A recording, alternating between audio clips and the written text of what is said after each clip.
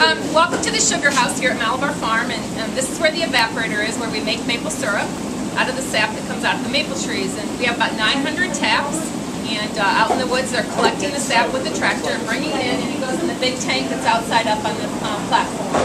And it comes in this pipe. It comes down to this square pan that it's kind of difficult to see in the steam. That's called the preheater pan. The sap that's outside is very cold. It can even have ice on it outside. So when it comes in, we don't want to drop it into the evaporator because it'll ruin our boil. So we preheat the sap in the preheater pan on top to about 100 degrees, and then it's controlled by a float, and it starts to drop out the way that the evaporator is set up right now. It's dropping out right here, and it starts down through the evaporator. And it starts in a journey going through all the channels of the evaporator. The sap is lighter in weight, and it pushes the heavier stuff along.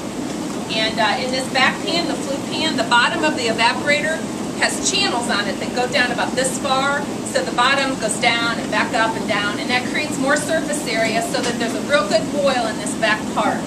We want to boil as much of the water out as we can back in this area. Once it journeys down through these 4 channels, it goes around the outside of the evaporator through a unit that looks just like this on the other side and goes into the finishing pan. That pan also has 4 channels. It's kind of hard to see with all the steam.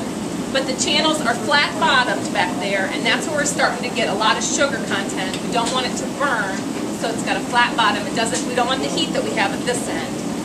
And it pushes along using the hydrometer, which is this item right here. I'm going to get all sticky. They fill it, and when it floats to the red line, then you know it's syrup and it's time to take it off. The syrup is taken out through this valve right here. It goes through filters and into the can. The reason that we filter it is so that we can take out the sugar sand, which is a product that is produced in the syrup. It's grit. It's the minerals and stuff that's in the sap from the tree. We don't want that in the syrup. So we filter that out, and then it can be bottled and sold. Maple syrup is about 66% sugar. The sap is anywhere from 0.5% to 2%. It takes 40 to 80 gallons of sap to make 1 gallon of maple syrup. And it's a very labor-intensive process. When the sap runs, you need to collect it. You can't leave it sit in the buckets because it will spoil. It has just enough sugar that it will spoil.